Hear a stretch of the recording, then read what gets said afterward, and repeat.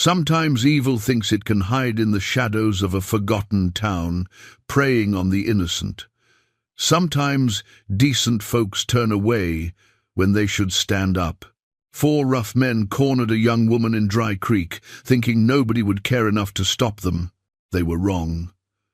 Wade Sinclair, a wealthy cattle baron with a dark past, happened to ride into town that day. When he saw what they'd done to her, something cold and terrible woke up inside him. This wasn't just any cowboy, this was a man who'd earned his reputation the hard way. He didn't need to draw his gun or shout threats. One look from Wade Sinclair was enough to remind those thugs what real fear felt like.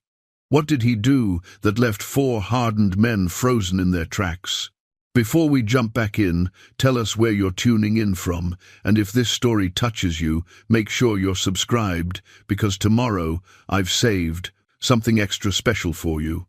The dust had barely settled from Wade Sinclair's arrival when the whispers began threading through Dry Creek like smoke from a dying fire. Old-timers who remembered the name Wade Sinclair felt their spines stiffen, while younger folks wondered why the mention of this white-suited stranger made grown men look over their shoulders. Wade stood 6 feet tall with shoulders that spoke of years wielding both rope and rifle. His hair had gone silver at the temples, and lines mapped the corners of his steel-grey eyes, lines earned through decades of squinting at horizons and reading the intentions of dangerous men. He wore a spotless white suit that somehow remained pristine despite the long ride, and his boots carried silver spurs that caught the afternoon light like captured stars. But it was the way he carried himself that marked him as different. The fluid grace of a man who'd walked through hellfire and emerged with his soul intact. The silver pocket watch, tucked in his vest, had belonged to his father, Thomas Sinclair, and bore an inscription that had guided Wade through his darkest years. Time reveals all truth. He'd pulled that watch from his pocket countless times during his transformation, from the most feared gunslinger in 3 territories to a man who built rather than destroyed. The weight of it against his chest served as both anchor and compass, reminding him of the promise he'd made at his father's graveside 15 years ago, to use his skills to protect rather than profit. Dr. Marcus Henderson had been tending wounds in Dry Creek for 23 years, and he'd seen his share of broken bones and broken spirits. A tall, lean man with gentle hands and kind eyes behind wire-rimmed spectacles, Doc Henderson carried himself with the quiet dignity of someone who'd witnessed both the worst and best of human nature. His medical bag, worn smooth by decades of house calls, had delivered more babies than he could count and closed the eyes of just as many souls departing this world. When Wade dismounted in the front of Doc's office that afternoon, Henderson recognized something in the stranger's bearing, the careful control of a man holding tremendous force in check. The doctor had served as a field surgeon during the war and knew the look of someone who'd seen too much death. But there was something else in Wade's eyes, something that spoke of redemption rather than destruction. Sheriff Mills represented everything wrong with frontier justice. A thick-set man with greedy pig eyes and soft hands that had never known honest work, Mills wore his badge like a license to steal rather than serve. He'd bought his position through connections with powerful men in the territorial capital, and he ran Dry Creek like his personal kingdom. The law was whatever Mills said it was on any given day, and justice went to the highest bidder. Mills had grown comfortable with his corruption, surrounding himself with men who shared his flexible relationship with right and wrong. He took his cut from every illegal enterprise in town, the gambling, the watered whiskey, the protection money extorted from struggling merchants. The 4 men who'd attacked the young woman were his unofficial enforcers, keeping the decent folks too scared to challenge his authority. Martha Sullivan owned the Dusty Rose Saloon, but unlike most saloon keepers, she ran a respectable establishment where a man could get an honest drink and a fair game of cards. A woman in her 40s, with auburn hair, Streaked with premature grey and eyes that missed nothing, Martha had arrived in Dry Creek 5 years ago, with enough money to buy the saloon and enough backbone to run it on her terms. She'd quickly established herself as someone who'd tolerate no nonsense from rowdy customers, but she also became a quiet refuge for women with nowhere else to turn. Martha had her own reasons for understanding what it meant to be vulnerable in a lawless place, and she used her position to create an unofficial network of protection for those who needed it most. The 4 men who'd attacked the young woman represented the worst kind of frontier predators, men who took what they wanted because no one had ever made them pay the price. Jake Morrison, their leader, was a lean wolf of a man with dead eyes and quick hands. He'd been running with outlaws since his teens and had drifted into Dry Creek 2 years ago when things got too hot for him down in El Paso. Bull Garrett lived up to his name, a massive man with ham-sized fists and a brain that worked about as well as his conscience. He'd been kicked out of the army for brutality, which took some doing in those days, and had found his way to Morrison's side through a mutual love of violence. Tommy Kane was barely 20, but already carried the soul of a much older killer. Silas Reed rounded out the group, a scarred man with a talent for cruelty and a complete absence of mercy. These 4 had terrorized Dry Creek for months, taking what they wanted from whoever they pleased while Sheriff Mills looked the other way. They'd grown bold in their impunity, believing themselves untouchable as long as they kicked back a portion of their theft to Mills and his corrupt deputies. The afternoon sun cast long shadows across the dusty main street when Wade first encountered the aftermath of their latest cruelty. The young woman they'd attacked lay crumpled against the wooden steps of Martha's saloon, her blue dress torn and stained with blood and dirt.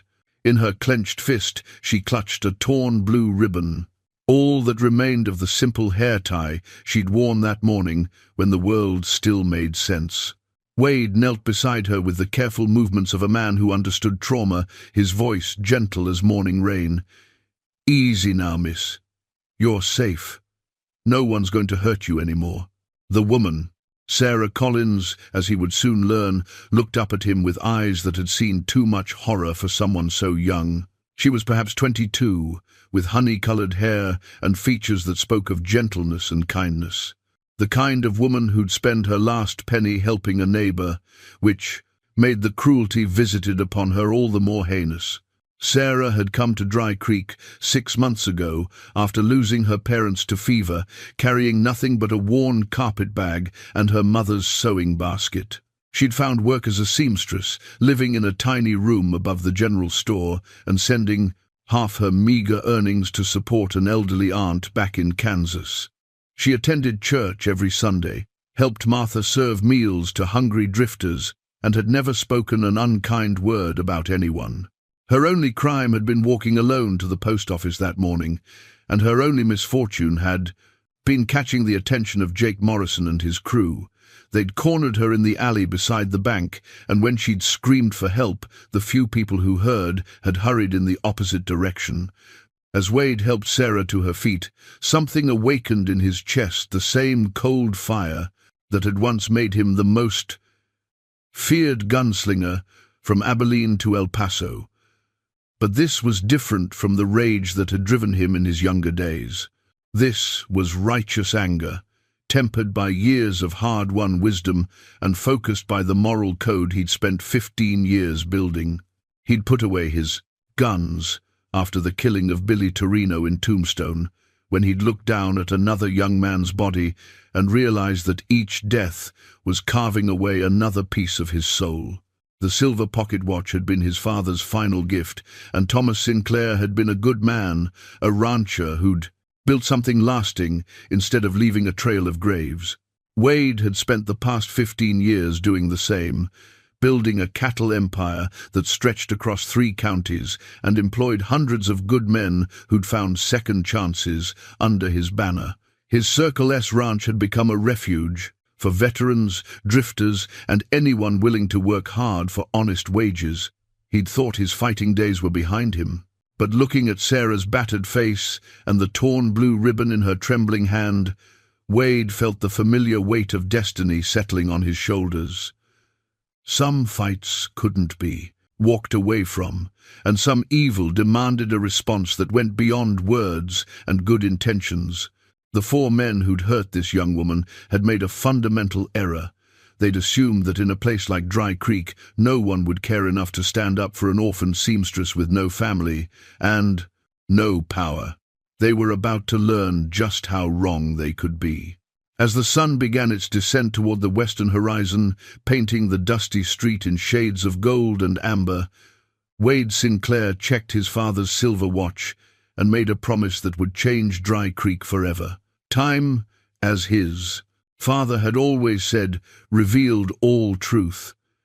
And the truth was that some men needed to be reminded that actions carried consequences, even in the most forgotten corners of the frontier. The torn blue ribbon fluttered in Sarah's hand like a flag of surrender, but Wade saw it differently. To him, it was a declaration of war against the kind of men who preyed on the innocent, and he was exactly the kind of man equipped to deliver that message with crystal clarity. The reckoning was about to begin. The blood-stained handkerchief in Sarah Collins' trembling hand bore the initials R.C. Her. Father's handkerchief, embroidered by her mother's careful fingers during happier times. Robert Collins had been a good man who'd raised his daughter to believe in kindness and trust, virtues that seemed cruelly naive in the harsh reality of Dry Creek's dusty streets. Wade knelt beside Sarah on the saloon porch, his voice gentle as he helped her sit up against the weathered wooden post. "Take your time, miss. Can you tell me what happened?" Sarah's voice came in whispers, broken by tremors that shook her entire frame. "I was walking to the post office to mail a letter to my aunt in Kansas. It was just past 10 this morning, and the street was quiet. Too quiet, I should have realized." Her fingers clutched the blood-stained handkerchief like a lifeline. 4 men came out of the alley beside the bank. They'd been drinking. I could smell it on them.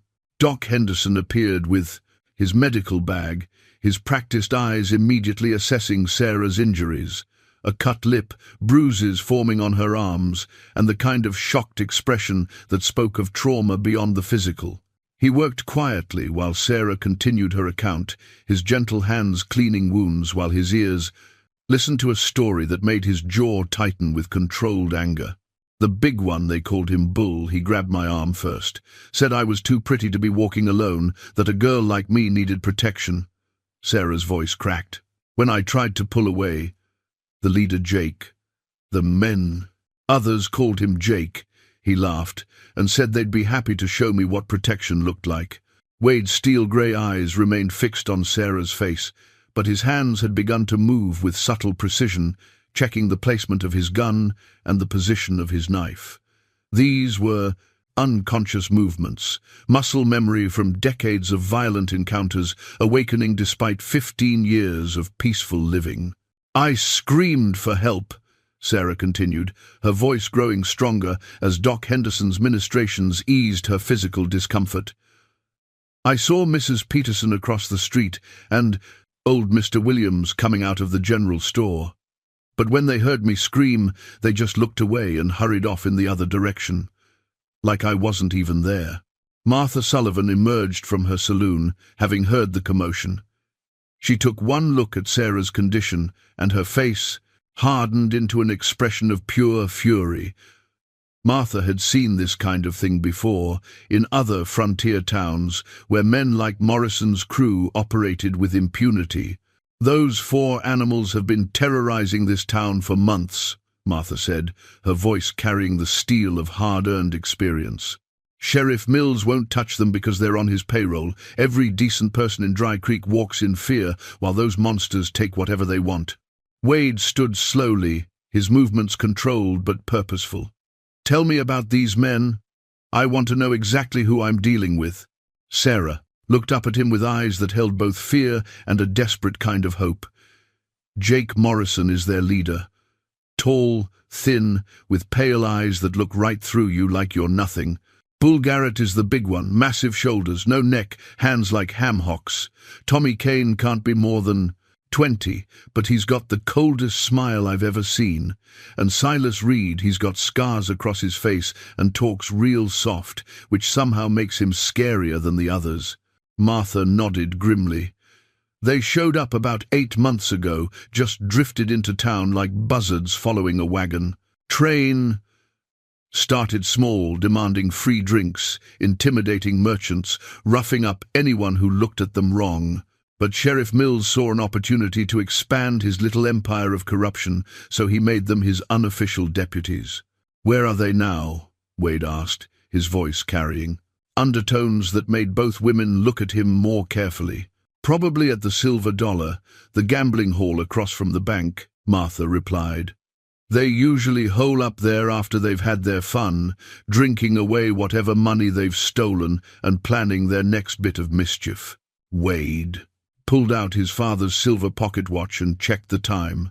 3:30 in the afternoon. The inscription, "Time reveals all truth," seemed particularly relevant as he contemplated the reckoning that was about to unfold.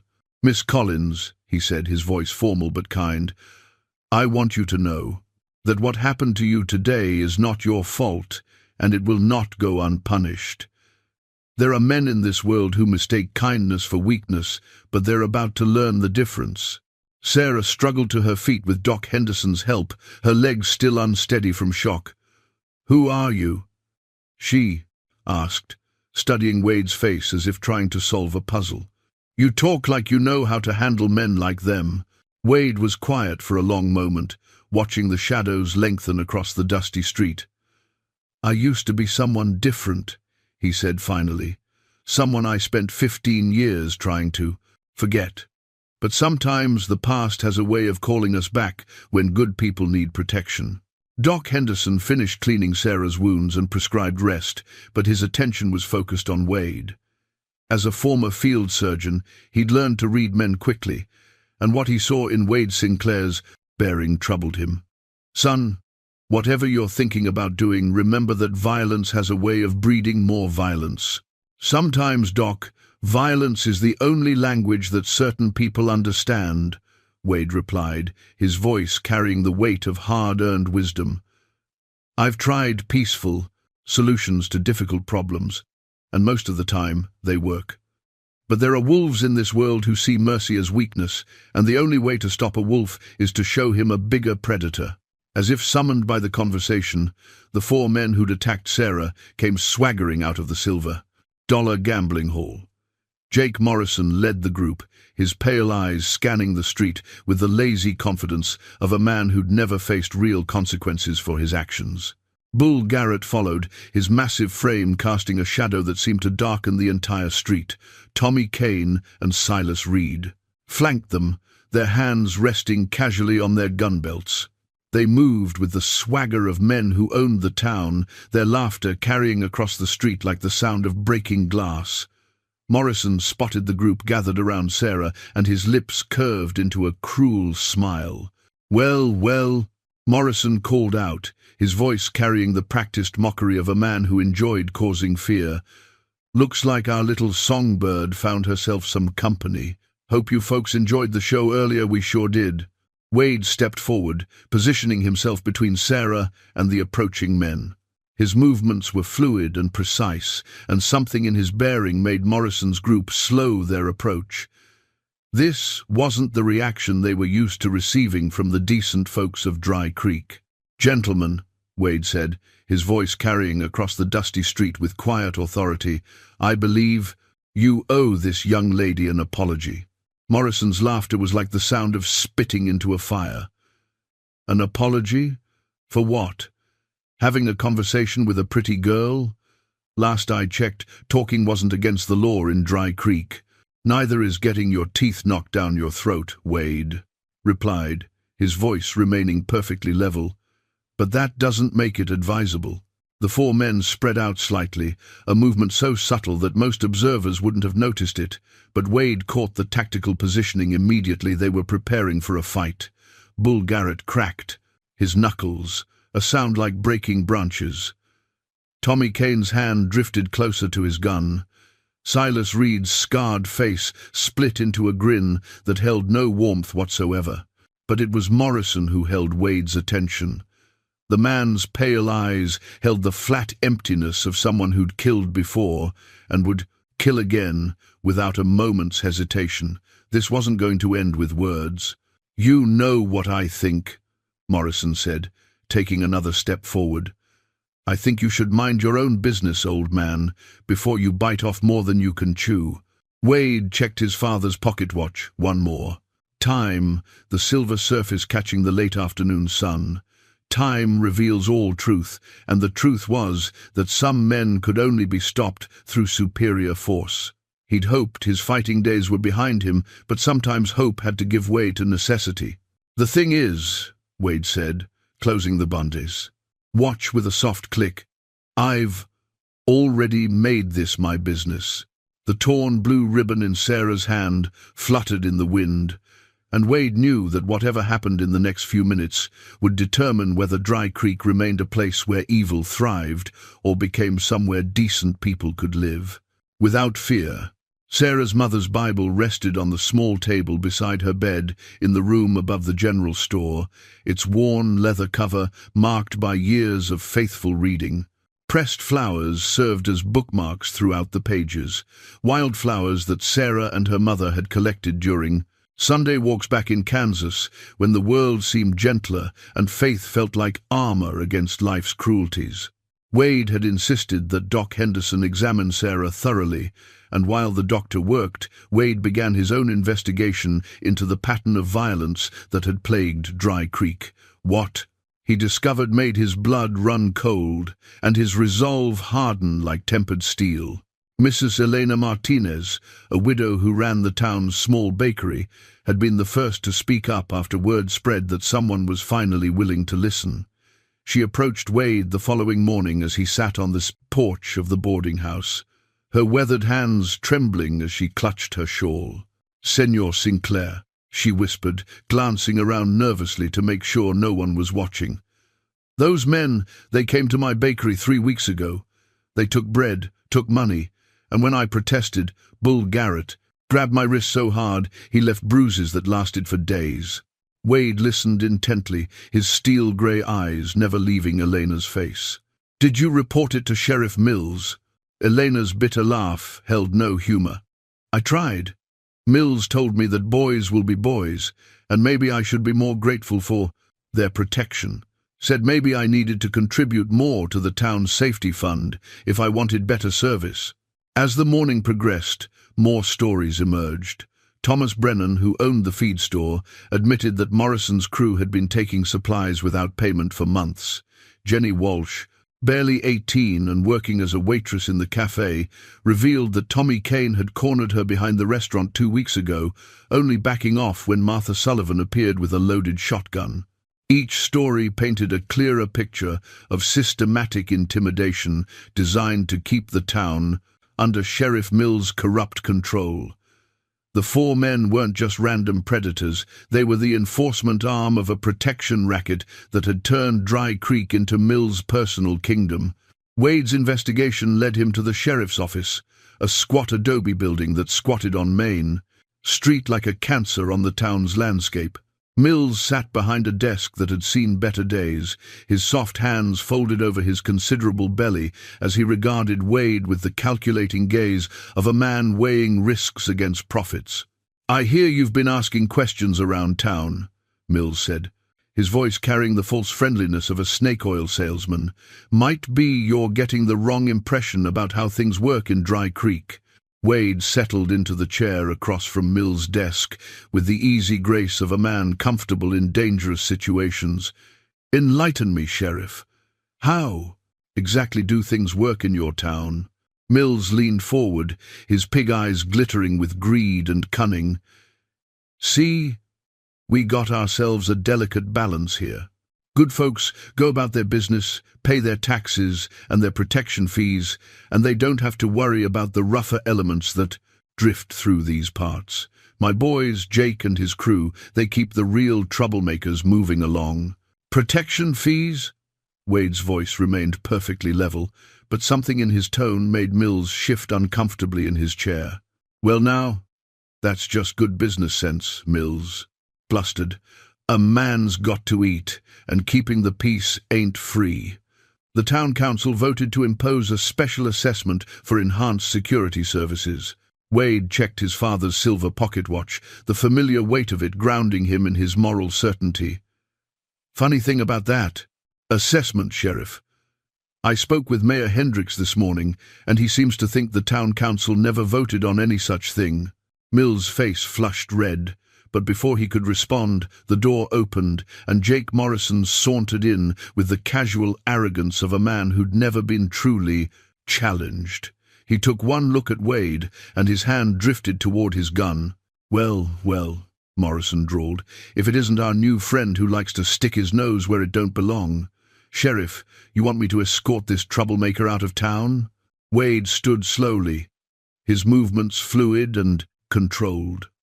At 53, he moved like a man 20 years younger, and there was something in his bearing that made Morrison take an involuntary step backward. Actually, Wade said, his voice carrying the quiet authority of someone accustomed to being obeyed, I was just leaving. But Mr. Morrison, I wanted to thank you for making my decision so much easier. What decision? Morrison asked, his pale eyes narrowing with suspicion. Wade smiled, but there was no warmth in it, just the cold promise of reckoning.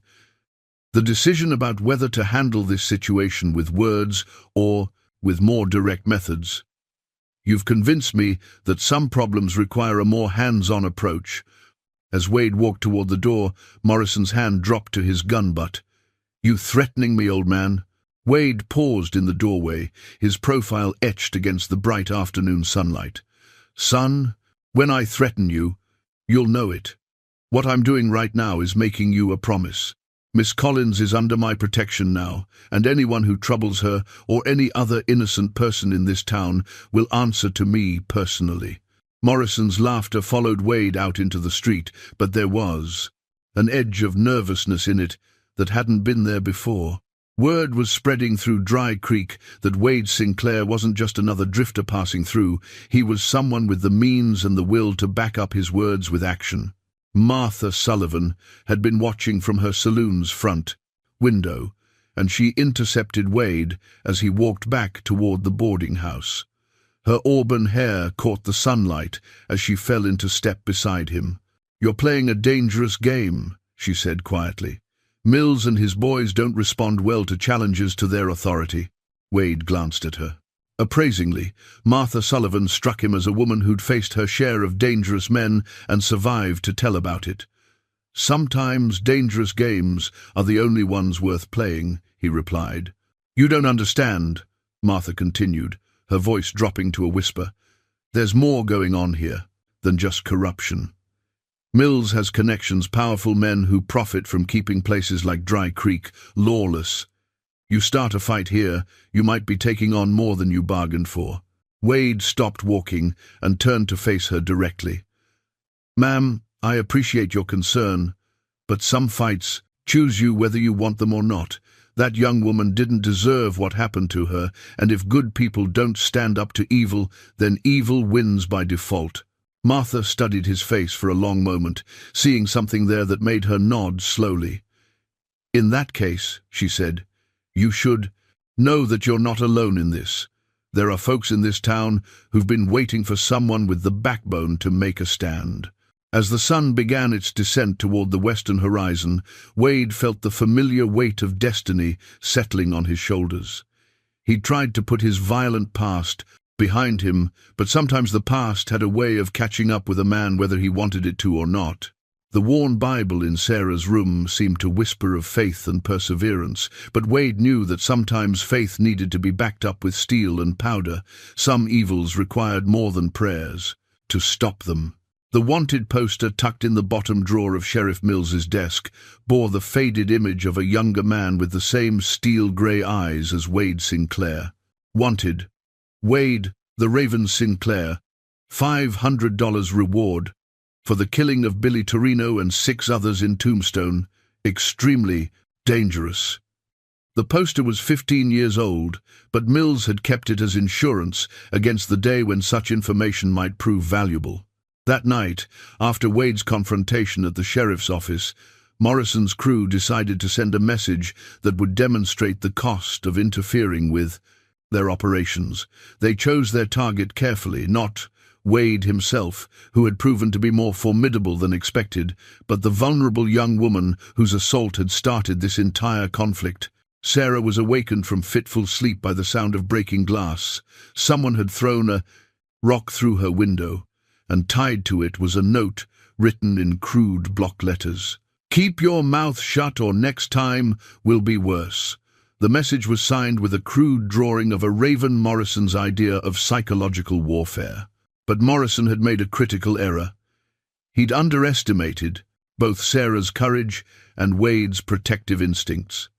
When Sarah brought the note to Wade the following morning, her hands were steady and her voice was clear.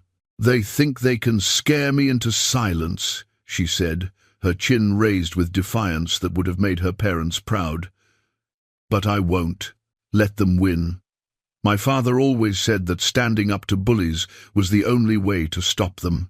Wade studied the note, paying particular attention to the raven symbol. It seemed Morrison had done some research of his own, digging into Wade's past and trying to turn it into a weapon. But knowledge could be a double-edged sword, and Morrison was about to learn that some legends were better left undisturbed. Doc Henderson joined them for breakfast at Martha's saloon, his medical bag never far from his side. As the town's physician, he'd treated enough victims of Morrison's violence to understand the stakes involved. But he'd also seen enough violence in his life to worry about what Wade's involvement might unleash. "Son," Doc said, stirring sugar into his coffee with deliberate care, "I've been thinking about what you said yesterday about showing wolves a bigger predator.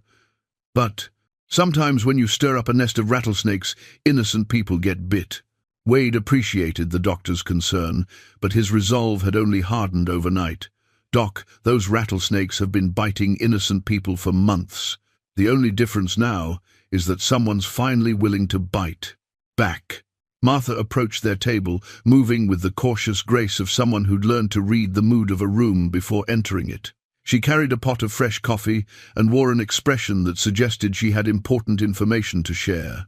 "You need to know something," she said, glancing around to make sure no one else was listening.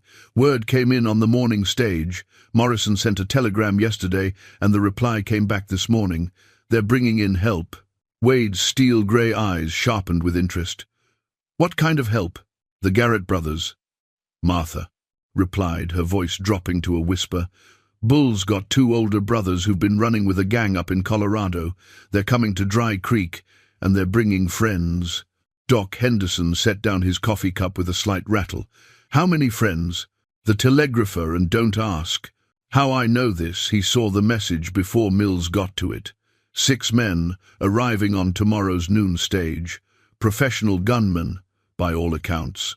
Wade pulled out his father's silver pocket watch and checked the time, the familiar ritual helping him think through the tactical situation. The inscription, "Time reveals all truth," seemed particularly relevant as he contemplated the escalating conflict. "They're trying to overwhelm me with numbers," he said, more to himself than to his companions. "Standard outlaw tactic. If you can't win through skill, win through superior firepower." Sarah leaned forward, her honey-colored hair catching the morning light streaming through the saloon's windows. "What does this mean for the town? For all the innocent people who live here?" Wade met her gaze directly, seeing both fear and determination in her blue eyes. "It means that Morrison and his crew have just escalated this from a local problem to something much bigger. But it also means they're scared enough to call for help, which tells me they're not as confident as they pretend to be." Throughout the morning, as word spread about the incoming reinforcements, the town's atmosphere grew increasingly tense. Shopkeepers began boarding up their windows. Families with young children started making plans to visit relatives in neighboring towns. The decent folks of Dry Creek recognized the signs of impending violence and prepared accordingly. But not everyone was preparing to run. Wade was quietly surprised to discover that Martha's underground network was larger and more organized than he'd initially realized. Men who'd served in the war, ranch hands who knew how to use rifles, even a few women who'd learned to shoot during Indian raids, they began approaching Wade with quiet offers of support. Tom Brennan, despite his earlier fears, closed his feed store early and sought out Wade at the boarding house. "I fought at Gettysburg," the middle-aged shopkeeper said, his hands shaking slightly but his voice steady. "Lost my left arm to Confederate.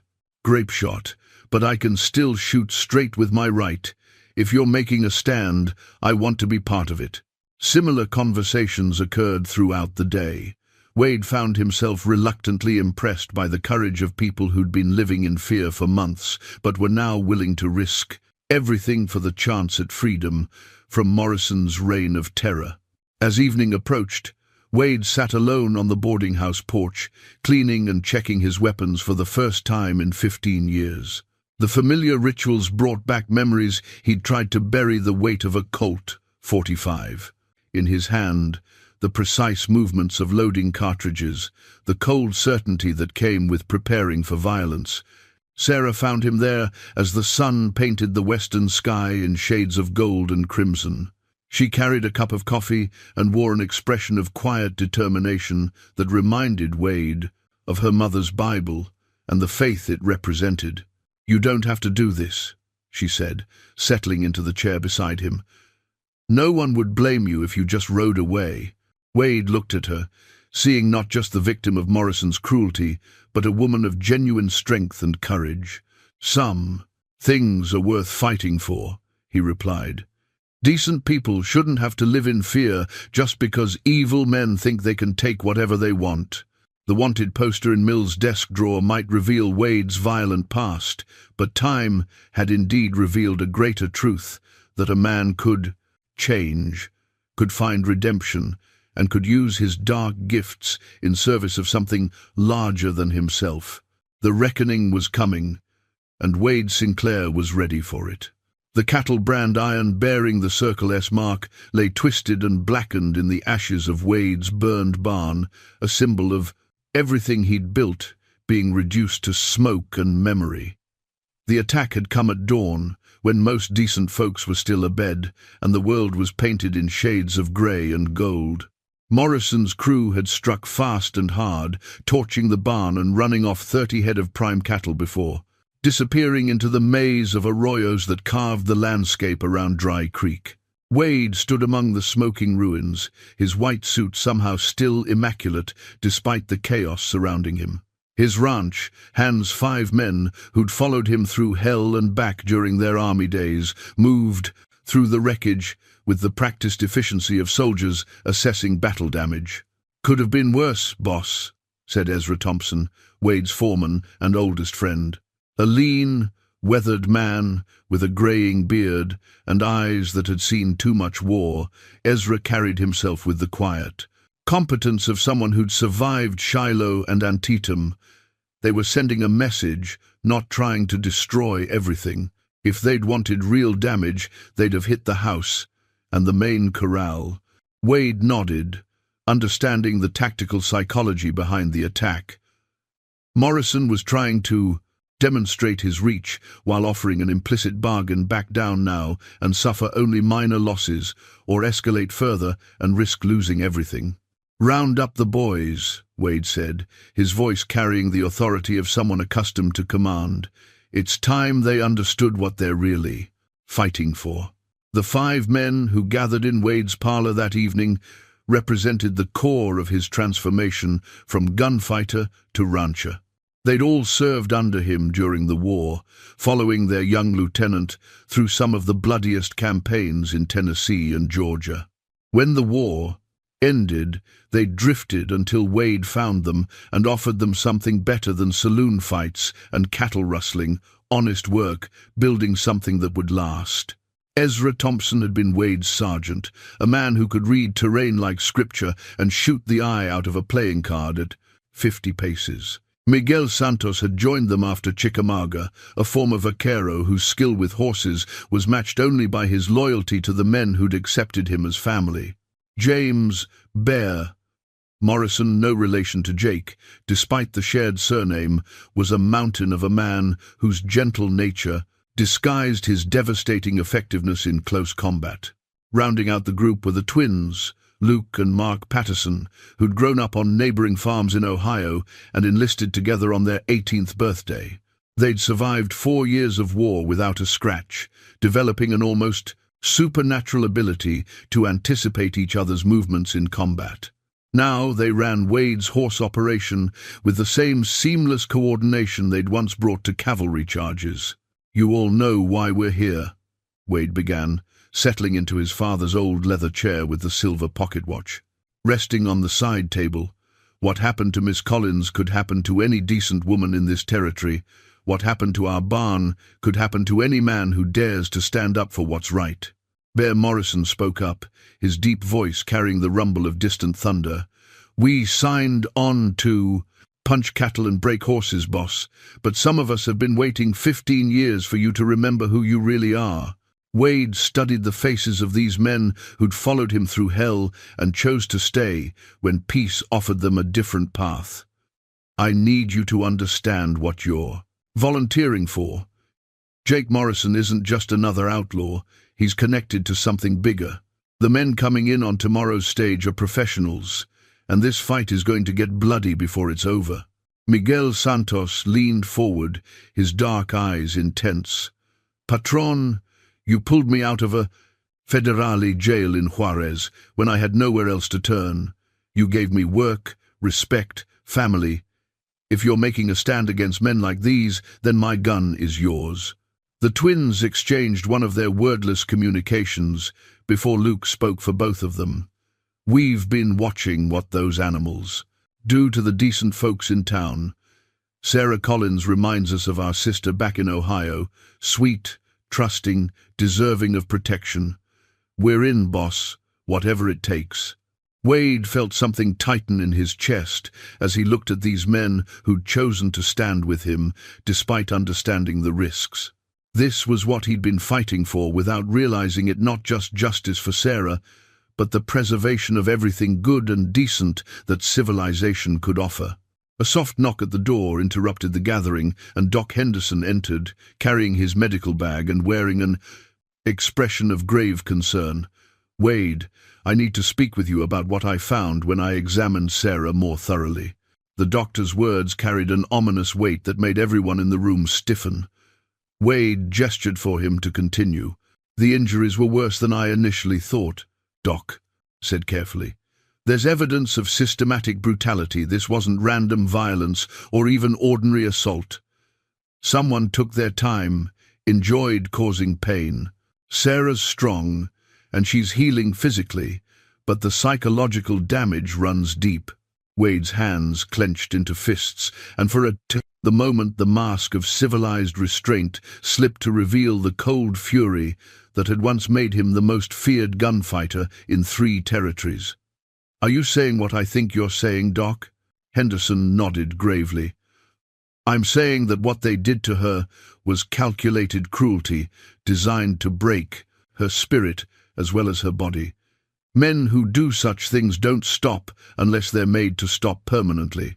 The room fell silent except for the ticking of the grandfather clock in the corner and the distant sound of night wind through the damaged barn. Wade pulled out his father's pocket watch and opened it, staring at the inscription that had guided him through 15 years of peaceful living. "Time reveals all truth," he said quietly, more to himself than to the others. "And the truth is that some evils can't be reasoned with, negotiated with, or reformed. Some cancers have to be cut out, completely." Ezra Thompson spoke into the silence. "What are your orders, Lieutenant?" The use of his old military rank brought Wade fully back into the mindset he'd tried to abandon. These weren't ranch hands anymore, they were soldiers preparing for war. The branded iron might be destroyed, but what it represented, the idea that good men could build something lasting through honest work that was worth any sacrifice. "Tomorrow at noon, 6 professional killers arrive on the stage, Wade said, his voice carrying the same authority that had once rallied troops under fire. By sundown tomorrow, this ends one way or another. We're not just fighting for Sarah Collins, or even for Dry Creek. We're fighting for the idea that decent people shouldn't have to live in fear. As his men filed out to make their preparations, Wade remained alone with his thoughts and his father's. Watch. The transformation was complete. Wade, the Raven Sinclair, was riding again, but this time in service of something greater than his own legend. Sarah's mother's wedding ring hung on a delicate silver chain around her neck, a simple band of gold that caught the morning light as she sat by her window. The ring represented everything she'd lost: loving parents, a secure home, the belief that goodness would always triumph over evil, but also everything she hoped to find again. As she watched Wade and his men prepare for the inevitable confrontation, she felt something stirring in her heart that she'd thought the attack had killed forever.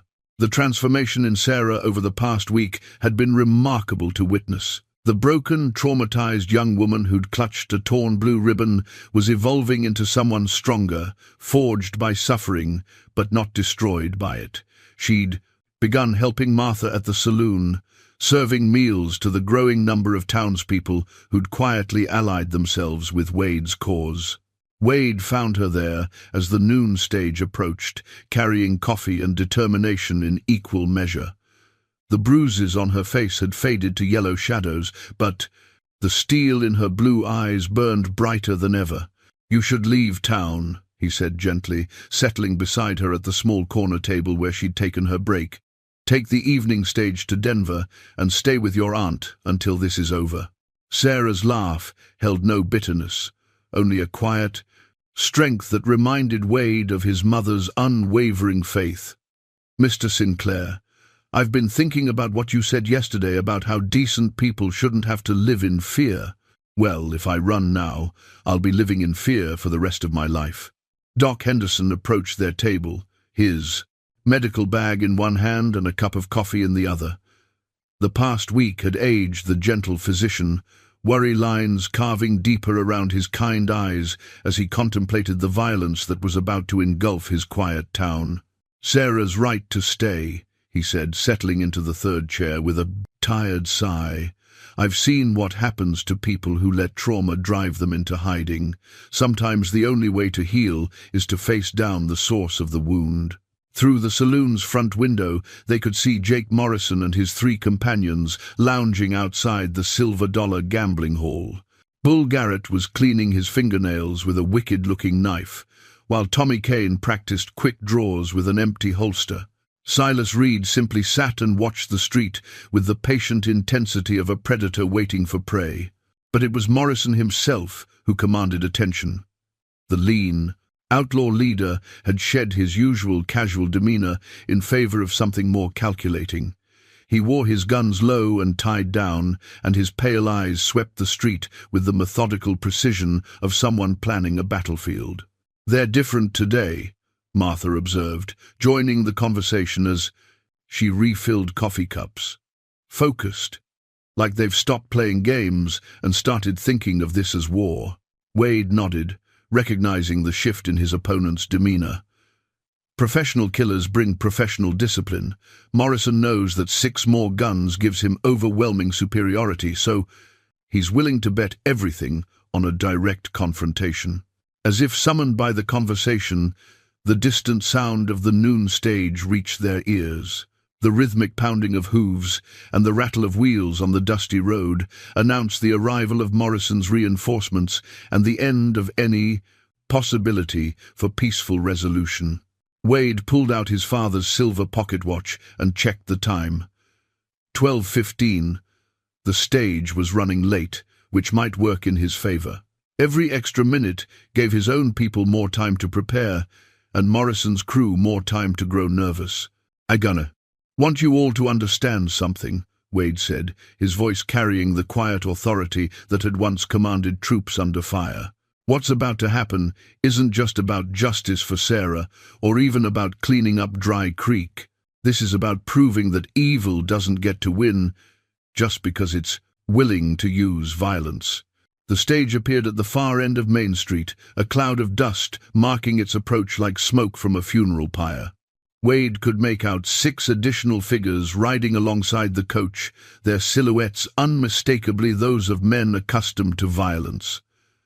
The Garrett brothers had indeed brought friends, and from their bearing, these weren't common saddle tramps, but experienced gunfighters.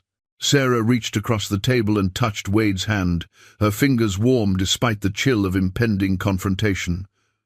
"Promise me something," she said, her voice steady, despite the fear in her eyes.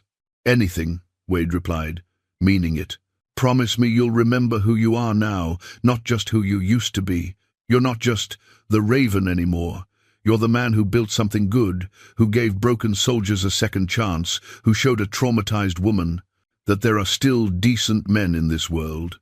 Wade felt something shift in his chest as her words sank home. For 15 years, he'd been running from his violent past, afraid that embracing it even for righteous purposes would drag him back into the darkness he'd fought so hard to escape. But Sarah was right, he wasn't the same man who'd killed Billy Torino in Tombstone. Time had indeed revealed the truth, and the truth was that he'd become something better.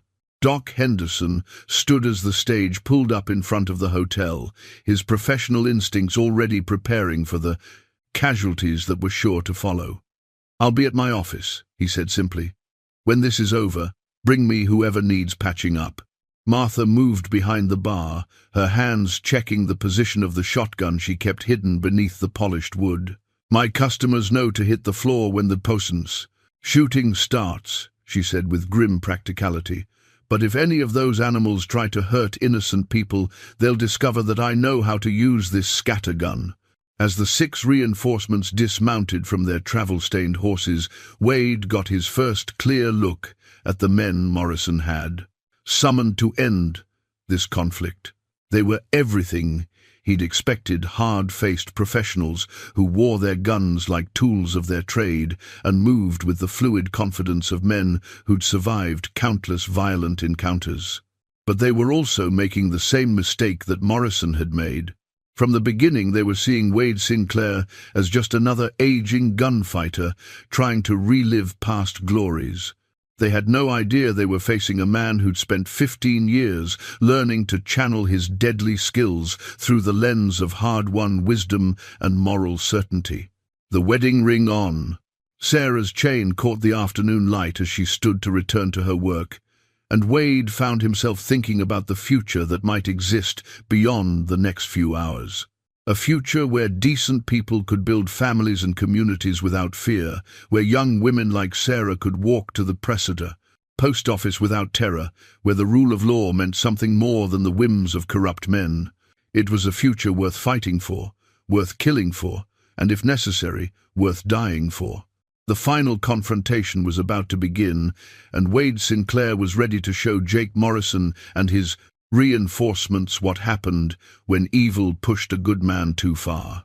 The forged land deed that Doc Henderson discovered hidden in Sheriff Mills' safe bore the official seal of the Territorial Land Office and the signature of Edgar Thorne, president of the Denver and Pacific Railroad Company.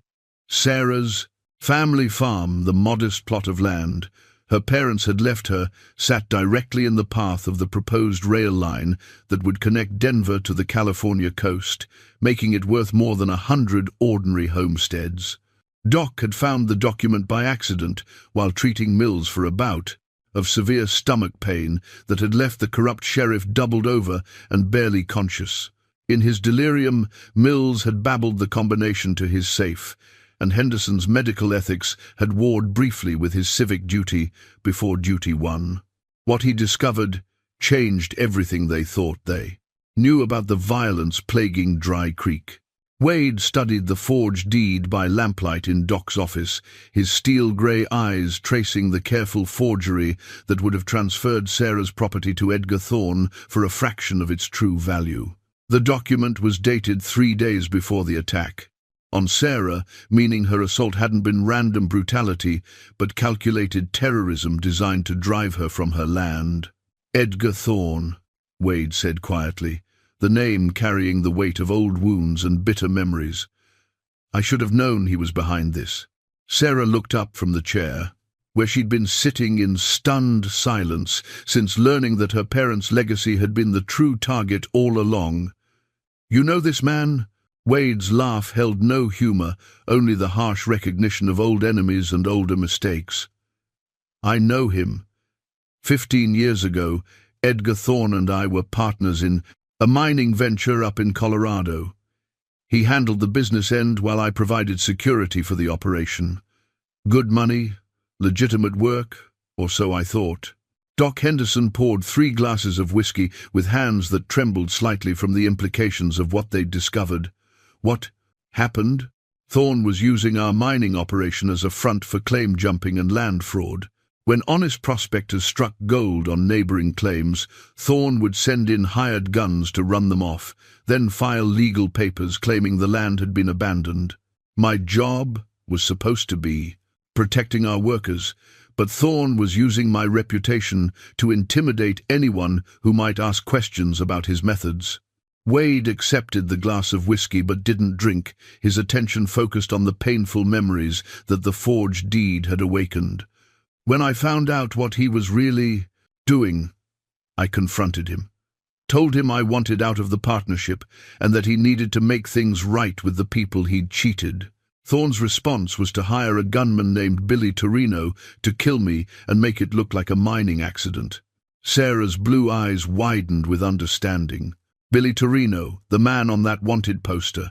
The one you killed in Tombstone. The one I had to kill," Wade corrected, his voice carrying the weight of necessity rather than pride. "Torino was fast, and he was ruthless, but he made the mistake of bragging about his contract in a Tombstone saloon. Word got back to me, and I decided to face him directly rather than spend the rest of my life looking over my shoulder." The confrontation in Tombstone had been Wade's last gunfight, the moment when he'd looked down at Billy Torino's body and realized that each man he killed was carving away another piece of his soul. He'd walked away from Edgar Thorne's blood money and started the long journey toward redemption that had led him to cattle ranching and 15 years of peaceful living. "But Thorne survived," Doc Henderson observed, understanding the implications immediately. "Thorne survived, and apparently he's learned to be more subtle in his methods," Wade replied grimly. "Instead of hiring obvious gunfighters, he's found men like Morrison who can pose as common outlaws while doing Thorne's dirty work. The railroad needs a clear path through this valley, and Sarah's farm is the key piece of property." Sarah stood and walked to the window, staring out at the dark street where Morrison and his reinforcements were undoubtedly planning their final assault.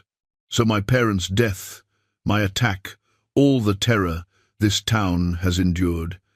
It's all been about money and a terror. Railroad tracks?" Wade felt the familiar cold fury building in his chest, but this time it was tempered by the wisdom of years and focused by moral certainty. "It's about more than that, Sarah. It's about the kind of men who see other people as obstacles to be removed rather than human beings, deserving of respect and protection." The sound of approaching boots on the wooden sidewalk interrupted their conversation, and all 3 tensed as heavy footsteps stopped outside Doc's office. A moment later, Jake Morrison's voice called through the door with mock civility. "Doc Henderson, I know you're in there with our friend Mr. Sinclair. Mind if we come in for a chat?" Wade's hand moved instinctively to his gun, but he forced himself to remain calm. Morrison wasn't ready for a direct confrontation, yet this was still part of the psychological warfare that had preceded every major gunfight Wade had ever survived. "What do you want, Morrison?" Wade called back. "Just thought you might be interested to know that the boss wants to meet with you. Tomorrow morning, 10 o'clock, at the old church on the hill. Come alone, and maybe we can work out a deal that saves everyone. A lot of unnecessary bloodshed." Doc Henderson started to respond, but Wade silenced him with a gesture. This was exactly what he'd been expecting. Thorne was too much of a businessman to risk everything on a gunfight when negotiation might accomplish his goals more efficiently. "I'll be there," Wade replied, But if any harm comes to Miss Collins or anyone else in this town between now and then, the deal is off, and you'll answer to me personally." Morrison's laughter echoed through the door. "Fair enough, Sinclair, but you might want to bring your reading glasses. The boss has some very interesting documents he'd like to show you." As the footsteps retreated down the street, Sarah turned from the window with an expression of fierce determination. "It's a trap. You know that, don't you?" Wade nodded, already beginning to formulate a plan that would turn Thorne's trap into the railroad baron's downfall. "Of course it's a trap, but sometimes the best way to spring a trap is to walk into it with your eyes open and a better trap of your own." Doc Henderson studied the forged deed again, his physician's mind working through the legal implications. "If we can prove this document is fraudulent, and if we can connect it to the violence against Sarah and the other victims, we might be able to bring in federal marshals. Railroad fraud is a federal crime." "That's exactly what we're going to do," Wade said, his voice carrying the quiet confidence of a man who'd found his purpose again. "But first, Edgar Thorne is going to get the reunion he's been asking for since Tombstone. Time to remind him why our partnership ended the way it did. The forged land deed represented more than attempted theft.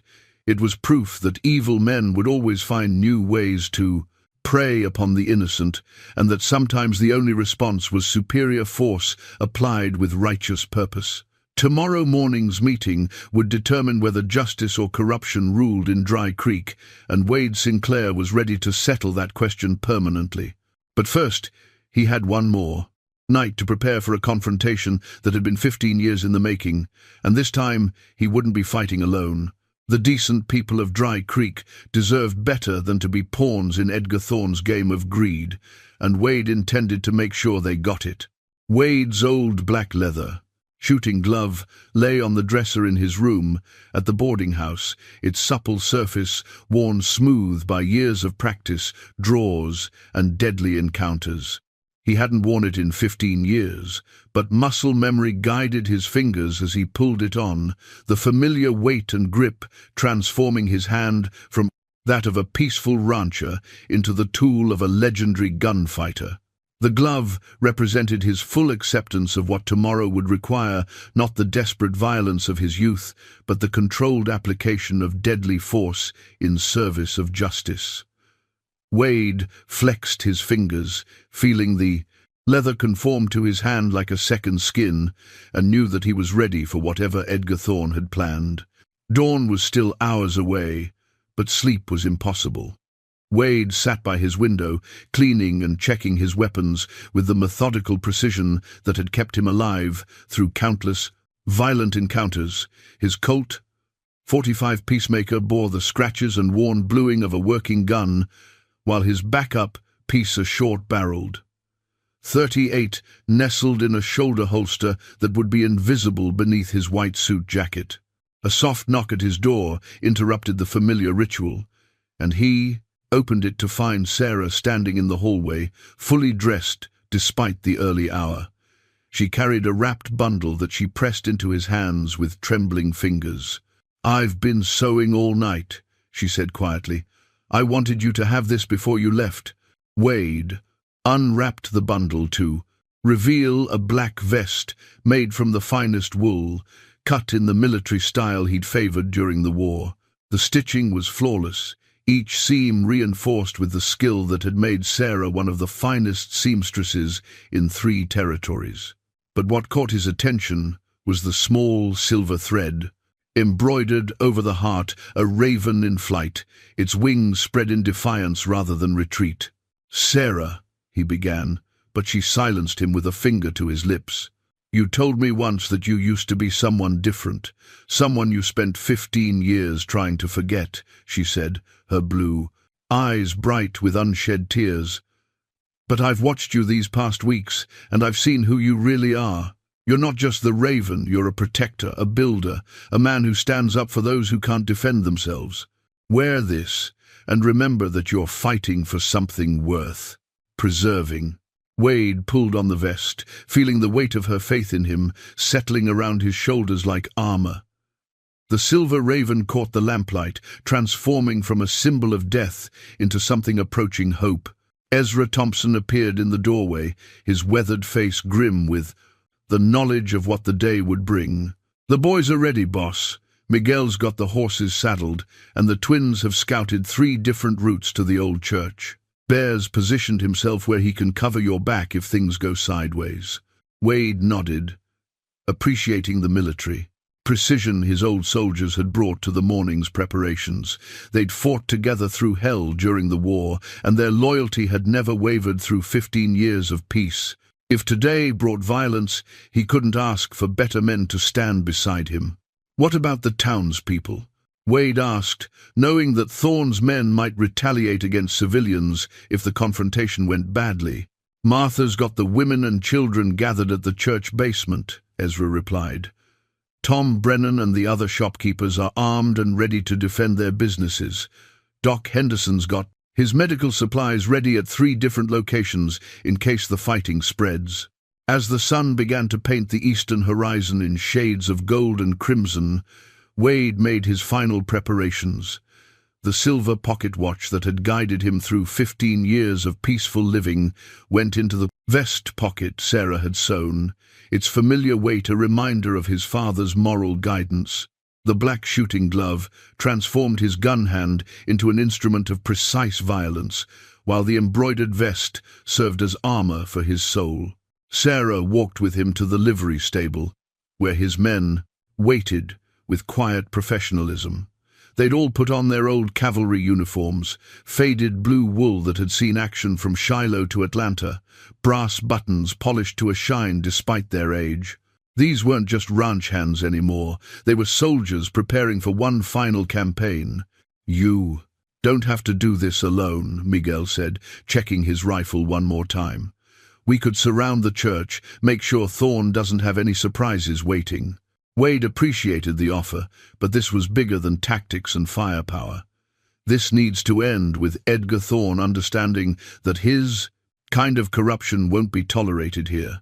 If I bring an army to face him, he'll just see it as another business problem to be solved, with more money and more guns.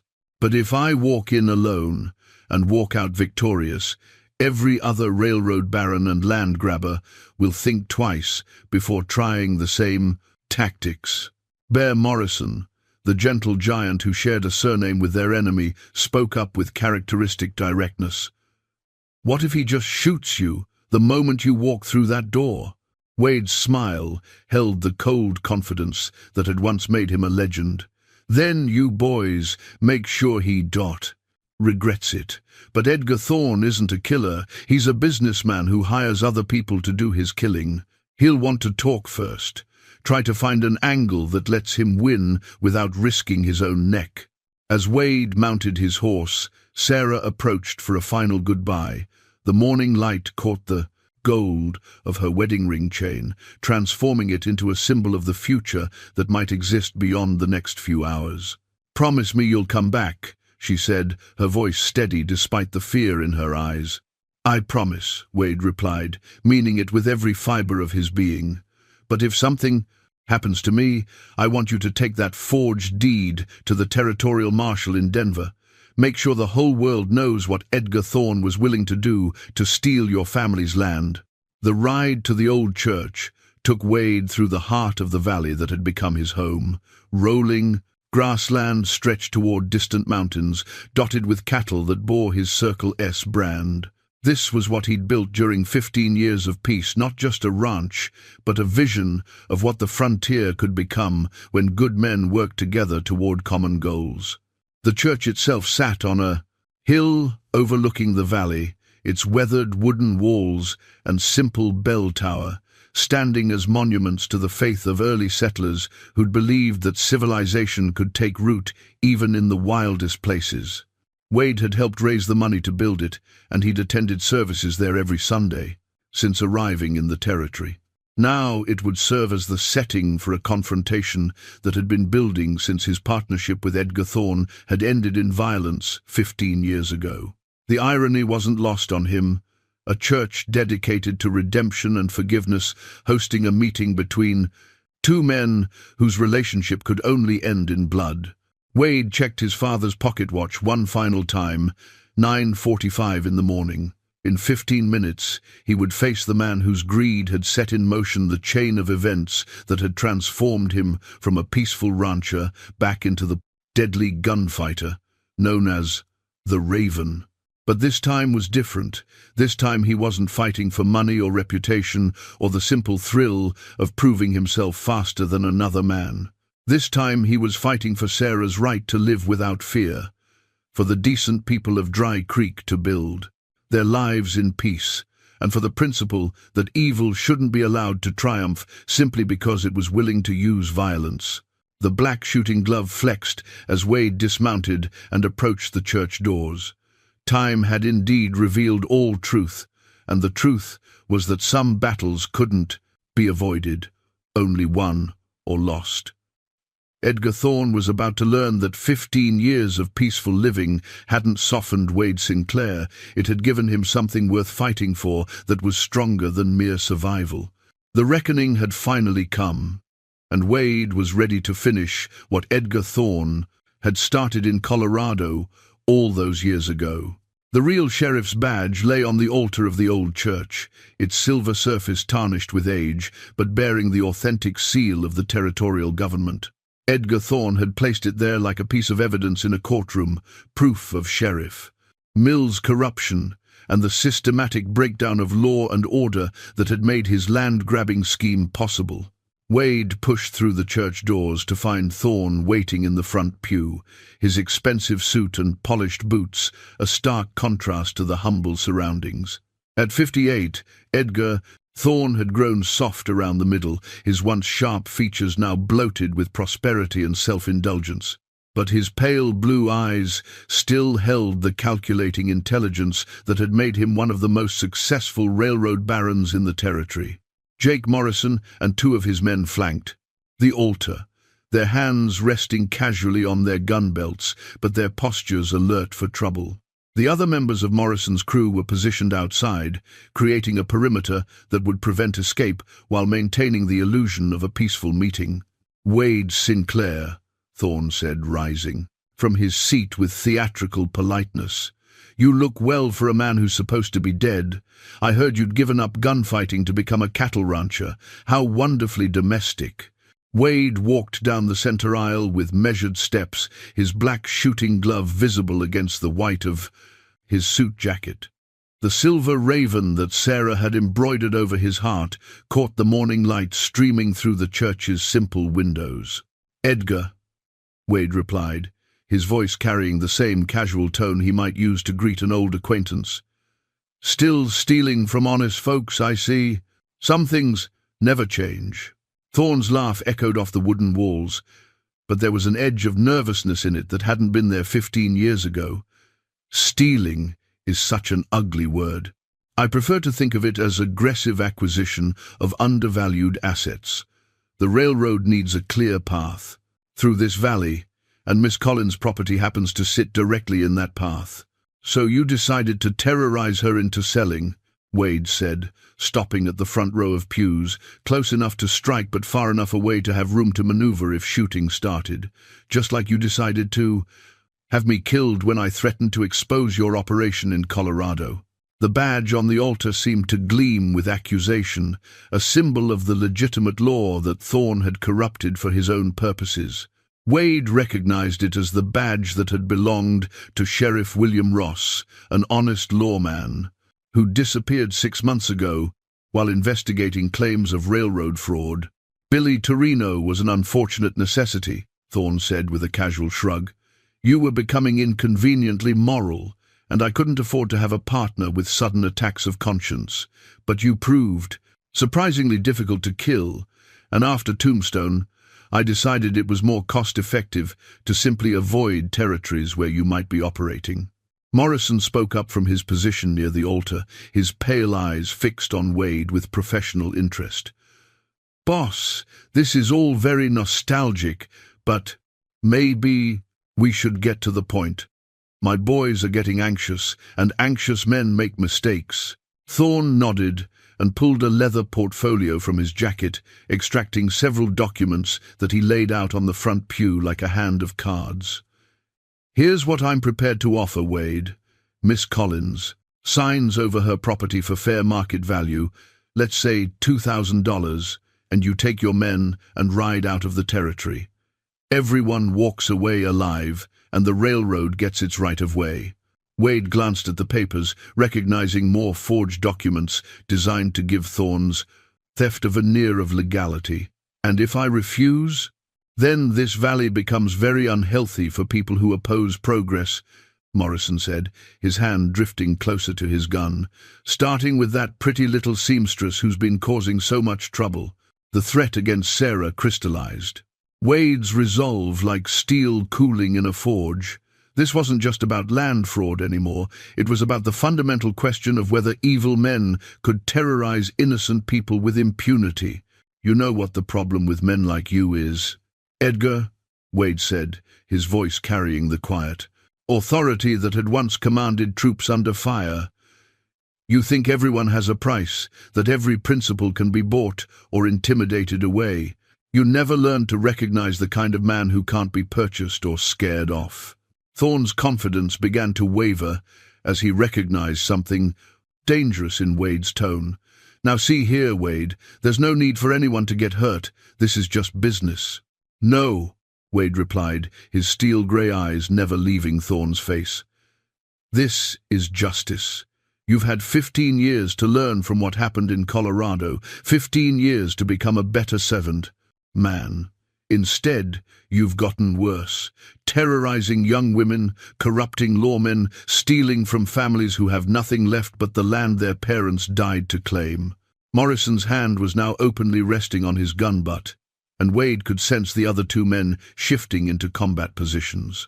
The peaceful negotiation was about to become something much more violent. "Last chance, Edgar," Wade said, his black shooting glove flexing as he prepared for the draw that would end this confrontation one way or another.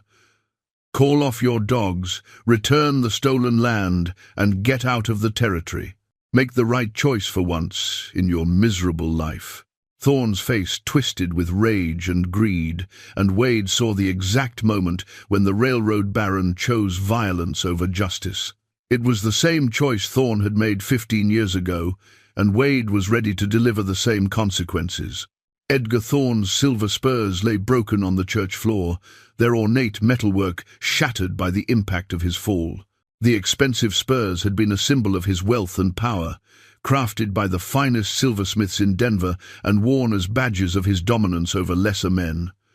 Now they were nothing but twisted metal, as broken as the man who'd worn them. The gunfight had lasted less than 30 seconds, but those seconds contained 15 years of accumulated justice. Morrison had drawn first, his pale eyes reflecting deadly confidence as his hand swept toward his gun. But Wade's black shooting glove moved with the fluid precision of a master craftsman, his Colt, .45 clearing leather and firing in one smooth motion that seemed to bend time itself. Morrison's shot went wide, splintering wood from a pew as Wade's bullet took him center mass, the impact spinning the outlaw leader around before dropping him to the wooden floor. The two flanking gunmen had barely begun their draws when Wade's second and third shots found their marks with mathematical precision. Thorne had tried to run, his soft businessman's reflexes no match for the violence he'd unleashed. The fourth shot caught him in the leg, sending him tumbling over the altar rail in a tangle of expensive fabric and broken dreams. The silver spurs caught on the communion table, their bands snapping under the railroad baron's weight.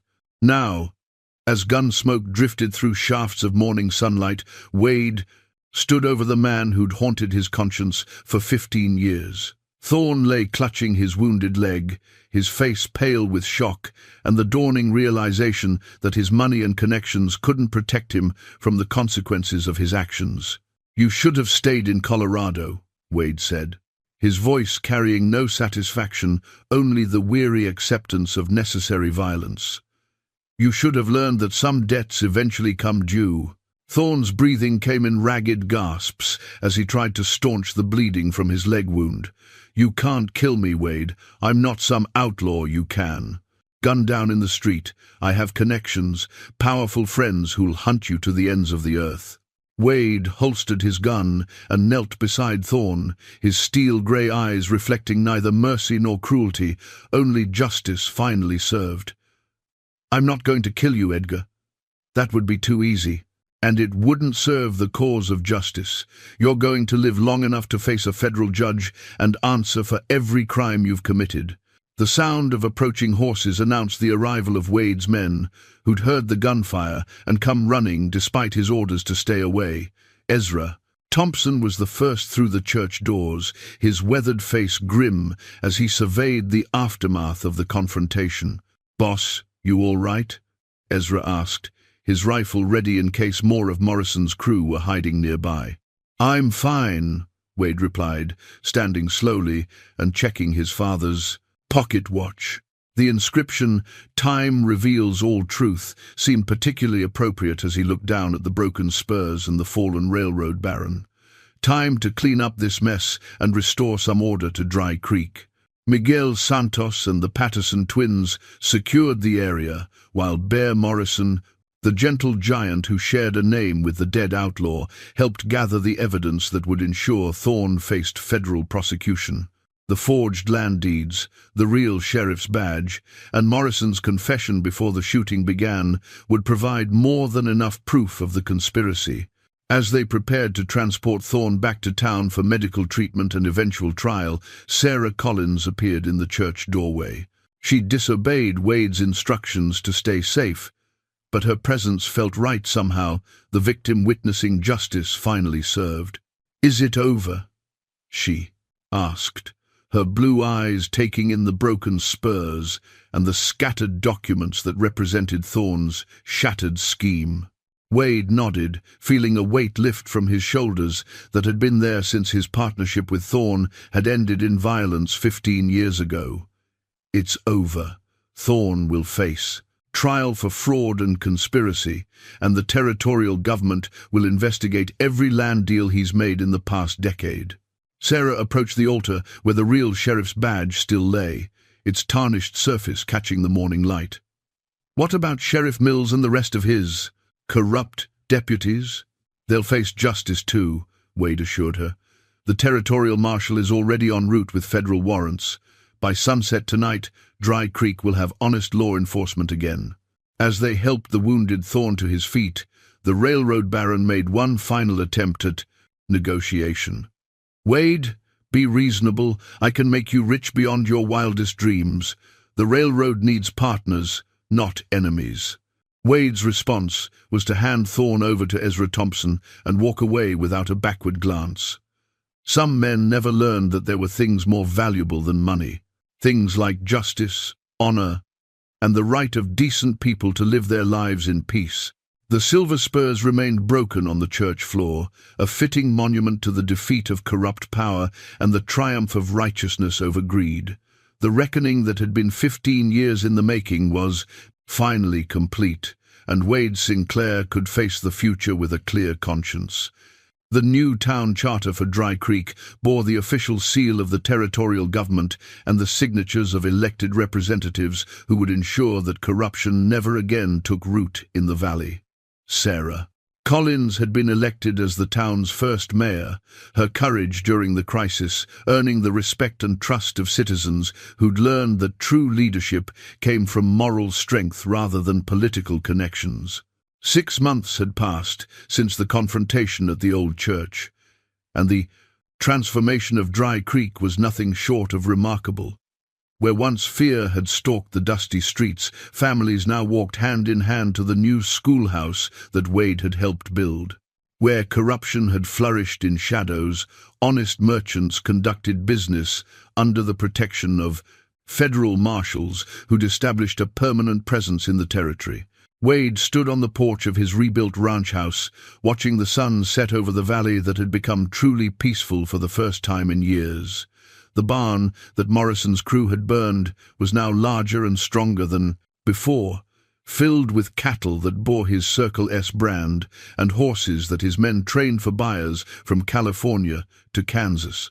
Sarah approached through the golden evening light, carrying 2 cups of coffee and wearing the simple blue dress that had become her signature as mayor. The gold wedding ring that had once belonged to her mother now rested on her finger, placed there 3 months ago in a ceremony conducted by the circuit preacher in the same church where Wade had faced down Edgar Thorne. "The territorial marshal brought news from Denver," she said, settling into the chair beside. Her husband with the easy grace of a woman comfortable in her own strength. Edgar Thorne was sentenced to 20 years in federal prison. The judge said it was the harshest sentence he'd ever handed down for railroad fraud. Wade accepted the coffee gratefully, his black shooting glove now, retired to a drawer where it served as a reminder of skills he hoped never to use again. His hands bore the calluses of honest work rope, burns from cattle drives and tool marks from building fences that would stand for generations. "What about his railroad connections?" Wade asked, knowing that Thorne's arrest had sent shockwaves through the corrupt network of businessmen who'd profited from stolen land. 3 other railroad executives have been indicted, and the federal government is reviewing every land deal made in the past 5 years. Sarah replied with satisfaction. The decision to capture Thorne alive, rather than kill him, turned out to be the key to unraveling the whole conspiracy. The new town charter represented more than legal documents and elected officials. It embodied the principle that decent people could build lasting institutions when they had the courage to stand against evil. Dr. Henderson served as the town council's chairman, bringing his gentle wisdom to decisions about schools, churches, and civic improvements. Martha Sullivan had been elected sheriff, her no-nonsense approach to law enforcement earning respect from citizens and outlaws alike. As twilight painted the sky in shades of purple and gold, Wade reflected on the journey that had brought him from the legendary gunfighter known as the Raven to a married rancher helping to build a community. The silver pocket watch that had guided him through 15 years of peaceful living now marked time for a future filled with possibilities he'd never dared to imagine. "I've been thinking about your father's inscription," Sarah said, her blue eyes catching the last rays of sunlight. "Time reveals all truth. Do you think he knew that you'd face a choice between vengeance and justice?" Wade considered the question carefully, remembering the gentle man who'd raised him to value building over destroying. "I think he knew that every man faces moments when his character is tested by circumstances beyond his control. The inscription wasn't about predicting the future, it was about having faith that good choices eventually lead to good outcomes." Their ranch hands were returning from the day's work, their voices carrying across the valley as they unsaddled horses and shared stories around the bunkhouse fire. Ezra Thompson had married Elena Martinez, the baker who'd been one of Morrison's early victims. Miguel Santos was courting Jenny Walsh, the young waitress who'd found her courage during the crisis.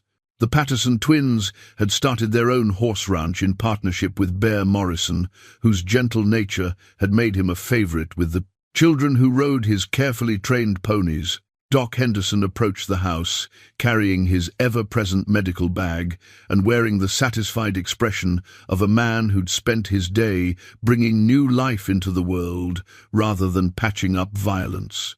"Baby Collins is doing fine," he announced, with a grin. Tom Brennan's wife delivered a healthy boy this afternoon, and they're naming him Wade in honor of the man who made their peaceful life possible. Sarah squeezed her husband's hand, feeling the strength that had once made him the most feared gunfighter in 3 territories now, dedicated to protecting and nurturing rather than destroying.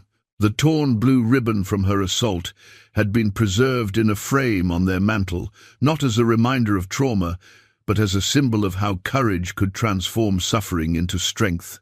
As the first stars appeared in the darkening sky, Wade pulled out his father's pocket watch one final time. The inscription, "Time reveals all truth," had guided him through the darkest chapters of his life and brought him to this moment of perfect peace. The truth it revealed was simple but profound, that a man's past didn't have to define his future, that redemption was always possible for those willing to fight for it, and that love could heal even the deepest wounds. The new town charter rustled in the evening breeze, its legal language representing dreams that had become reality through courage, sacrifice, and the unshakable belief that good would ultimately triumph over evil. Dry Creek was no longer a place where decent people lived in fear. It was a community where children could grow up believing in justice, where families could build futures based on honest work, and where the rule of law meant protection for the docile, innocent, rather than profit for the corrupt. Time had indeed revealed all truth, and the truth was beautiful.